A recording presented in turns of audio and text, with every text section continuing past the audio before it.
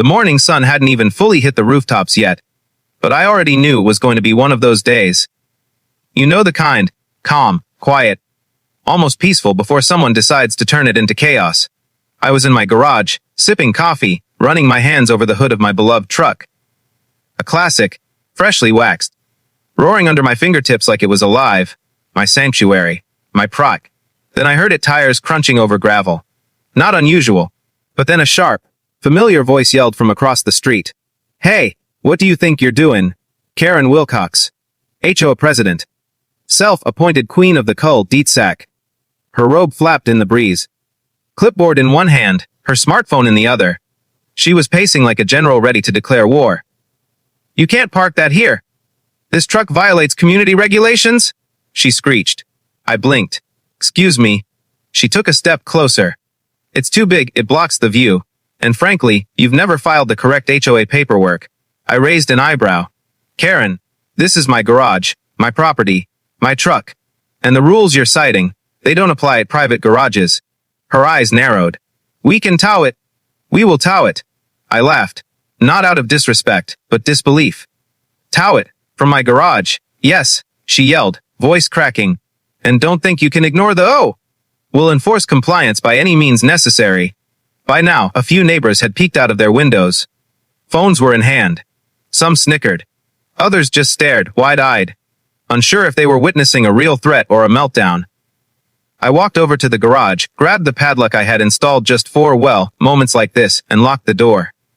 Click. Solid. Secure. Karen stomped her foot, gesturing wildly. "You can't do that. That's illegal. On the contrary," I said calmly, "this is self-defense.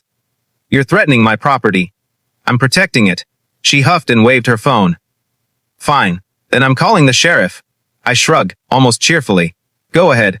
Call them." She did. The HOA group chat exploded with notifications. Within minutes, the sheriff's department was on its way. I stepped back, leaning casually against the garage wall. My phone in my hand recorded every second. Because Karen never learned that actions have consequences. And in this digital age, every meltdown is forever documented. Minutes later, the first patrol car pulled up. 2 officers stepped out, one tall and serious, the other younger, taking notes. Karen ran toward them, waving her phone like a white flag of desperation. "Officers, he's violating HOA regulations.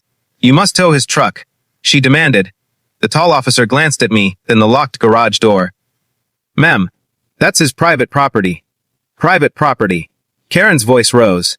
"But he's not following community rules." I smiled, handing over my documents. "These are my property deeds. The garage is mine. The truck is mine. All within local law. I'm happy to show you everything." The officer flipped through the paperwork, nodded, and then looked at Karen. "Mom, unless he's violating city codes, this isn't a civil matter. It's property law. The HOA cannot enforce private property rules here." Karen's face went pale. Her authority, her power, evaporating. She turned to the younger officer, pleading, "See, you must do something." The officer shook his head. "Ma'am, we're here to prevent actual crimes, not enforce HOA drama." Her hands trembled. I can't." I stepped forward, voice calm but firm. "Officer, if you need further clarification, I'm happy to let you inspect the garage. But one thing is clear. My truck stays where it is." Karen's jaw dropped. She flailed, muttering under her breath. "This isn't over. I'll take legal action, I'll lie." The tall officer sighed, motioning for his partner. "Ma'am, let's go. There's nothing more for us here." And just like that, Karen had no choice but to retreat. Her SUV tires crunched over the driveway as she sped off, leaving a stunned silence behind. I walked back to the truck, unlocked the garage, and ran my hand over the polished metal. My sanctuary was safe, for now. But one thing was certain: she wouldn't give up so easily. The HOA queen had met her match, and the law was firmly on my side. As I backed the truck out of the garage and parked it safely, I couldn't resist a grin. "Next time you try to tow my truck from my own garage, Karen, you better bring more than a clipboard." The street was calm again, for now, but the real story, that's coming up next. And trust me, you won't believe the lengths she went to after this. The day after the garage standoff, I woke up to chaos. Flyers were plastered across the neighborhood, Warning. Illegal vehicle parked in private property. Community safety alert. Karen had officially declared war. She didn't just stop at shouting from her driveway anymore. She was on a full-scale campaign to make my life miserable. I stepped outside to grab the morning paper and froze. Across the street, two of her HOA enforcers were crouched by my driveway snapping photos of my truck. One even had a measuring tape, as if calculating whether my garage door encroached a fraction of an inch into HOA territory. I smiled faintly, walking toward them. Morning, gentlemen. Documenting my truck again. They looked startled. Wham, this is for HOA records. I raised my eyebrows. You mean, harassment records? I said casually, reaching for my phone. Because everything you do is being recorded. By mid-morning, Karen had escalated further. I saw her pacing in her driveway, yelling into her phone like a general coordinating a military operation. My mailbox had a new edition, a note with thick, red letters. Final notice. Kiampalo R Fest Tuan G. I laughed to myself, shaking my head. This is getting absurd, but absurdity was Karen's weapon of choice. By noon, a tow truck pulled into my driveway. The driver, a young man in a high-vis vest, looked confused when I opened the garage. F said to tow this truck, he mumbled. I took a deep breath, maintaining calm. Sir, this is private property. I own this garage, I own this truck, and the HOA has no jurisdiction here. You will not tow my vehicle. If you proceed, you'll be trespassing. He swallowed hard, clearly conflicted. I handed him my property deed and the garage permit. Take a look. I'm sure you'll agree it's legal. Meanwhile, Karen watched from across the street, her hands on her hips, face red with rage. He can't do this. Call the sheriff. Then I sighed, realizing this was escalating beyond HOA squabbles. I picked up the phone and dialed the county sheriff's office. Calm, steady voice. This is a report of an attempted unauthorized towing on private property. I need officers to my residence immediately. Within 20 minutes, 2 sheriff vehicles pulled up. Officers stepped out, badges gleaming in the sun. Karen nearly tripped over herself rushing toward them. Officers! He's illegal compliance! He's illegal. The taller officer, Chief Delgado, gave her a level look. Mom, this is private property. HOA rules do not grant you authority to remove vehicles from a legally owned garage. Karen spluttered, trying to interject. But the community rules. He's violating regulations. Delgado shook his head. Unless there's a city code violation or safety concern, there's nothing to enforce here.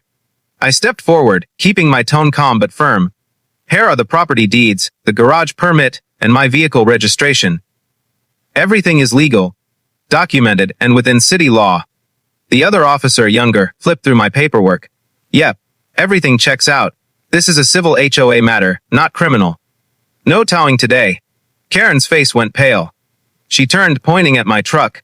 But we can still. Mom. Delgado cut her off. This isn't about opinion. This is the law. And the law is on his side. Her eyes flicked to the neighbors. Phones raised, cameras recording, capturing her meltdown. You could almost hear the collective gasp, the HOA queen, powerless, exposed in broad daylight. Then came the audacious part.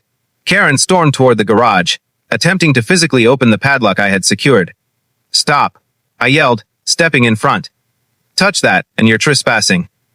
Sheriff's orders will be enforced. Stepped up, his voice commanding. Step back, ma'am. This is enough. Karen froze, her hands in the air.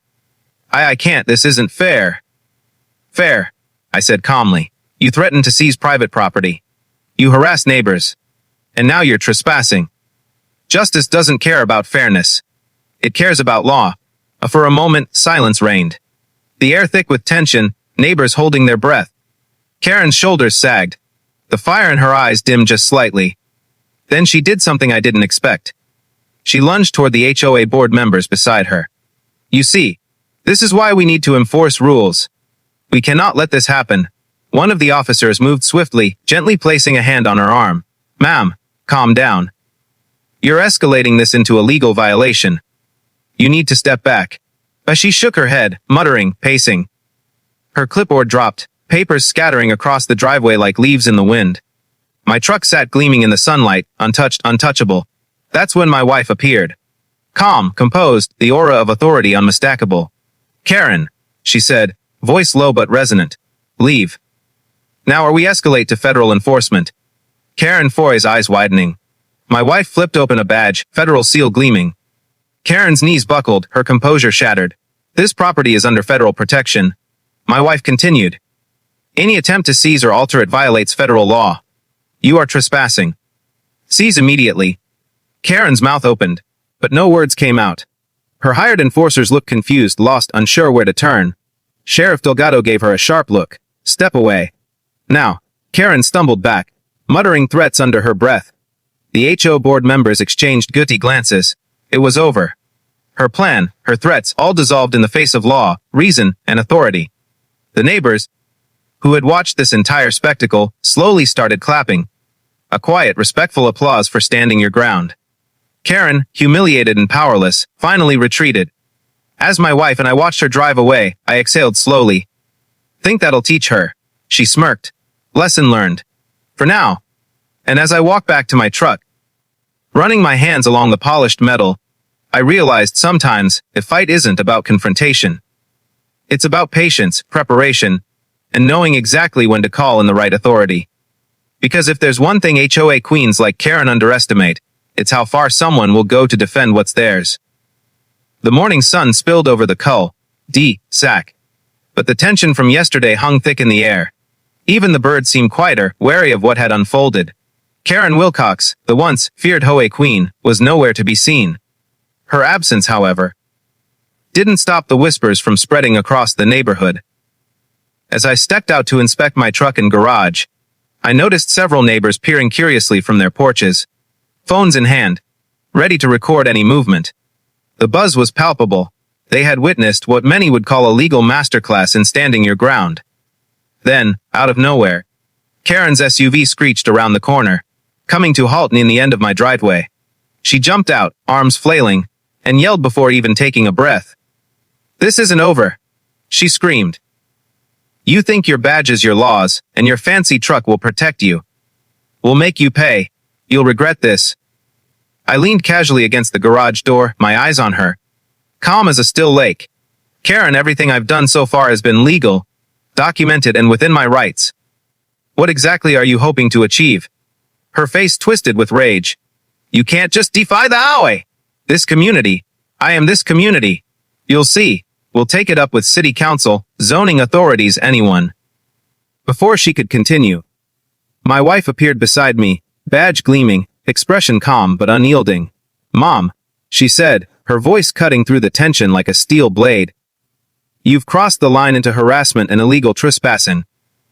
Federal environmental protection laws apply here, due to the proximity to regulated land. Any further actions against this property will result in legal consequences, and arrests if necessary." Karen's mouth opened, but no words came out. She was suddenly aware that the power she once wielded so effortlessly had vanished. Her threats sounded hollow, almost ridiculous, against the wall of law and authority now standing before her. By mid-afternoon, the HOA board members trickled onto the scene, papers and clipboards in hand. They exchanged uneasy glances, realizing that their president's campaign against me had escalated far beyond HOA bylaws and into federal territory. One board member, nervously tugging at his tie, muttered, Maybe we overstepped." Karen spun toward him, face red, hands shaking. "No, we can't back down now. We have rules to enforce." I raised an eyebrow. "Rules? You mean harassment campaigns and threats of seizing private property?" Karen lunged forward, pointing at the truck. You have to remove that vehicle." "It's illegal under community guidelines." My wife stepped in front of me, firm and unwavering. "Mayam, the only illegal actions here are yours. Any attempt to tow, remove, or damage this property, from now on will be met with immediate legal action. The sheriff's office, federal enforcement, and local authorities have all been notified. Do you understand?" Karen froze. For the first time, she seemed to realize she might have underestimated not just me, but the law itself. The neighbors, who had been watching silently, slowly started clapping, small at first, then louder and emboldened. Cameras flashed. Finally someone stood up to her, whispered one. Karen's face contorted with fury. You people don't understand. This community needs order." A younger board member finally spoke up, voice trembling. Karen, maybe we should reconsider. We might have gone too far. Karen's eyes narrowed, but her authority was crumbling. She backed up toward her SUV, muttering threats and legal jargon she barely understood. She looked around and realized she had no allies left. By evening, she had retreated. Her SUV tires crunched away, leaving a neighborhood buzzing with whispers, laughter, and a newfound sense of respect for the homeowner who had refused to be bullied. I stood by the truck, running my hands along the polished metal, watching as neighbors began to cross the street to apologize. "We didn't know she would go this far," said one elderly neighbor. "It's not just about defiance," I replied calmly. "It's about standing up when someone tries to take what's rightfully yours." As the sun dipped low behind the rooftops, my wife leaned on the garage door, glancing at the neighbors and then back at me. "This isn't over legally," she said softly. "But she's learned a lesson today, one that won't be forgotten anytime soon." That night, Karen drafted countless emails and phone calls to city officials, zoning authorities, even local media, trying to spin the narrative. But the truth was clear: she had overstepped. Her threats were empty against documentation, federal protection, and calm, steady authority. I leaned back in my chair, sipping coffee. The truck gleamed under the porch light, untouched. The garage door locked securely. The street was peaceful again, but one thought lingered in my mind. Karen would not give up so easily. The final showdown might still be ahead, but this battle had already been won with law, patience, and resolve. And the cinematic truth: sometimes the most powerful weapon isn't anger, shouting, or threats. It's patience, preparation, and knowing exactly when to call in the right authority. Because queens like Karen, they forget that some people will fight for what's theirs, legally, firmly, and without a single raised voice. The following week dawned crisp and bright, the kind of day that makes you feel anything is possible. But for Karen Wilcox, the self-proclaimed HOA queen, it was a nightmare in motion. The neighborhood had already begun whispering. Her threats, her attempted seizing of private property, her harassment campaigns, they were all documented. Flyers, photos, videos, even witness statements from neighbors.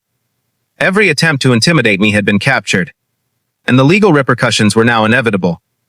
Karen arrived at the HOA office, stomping through the lobby, clipboard in hand.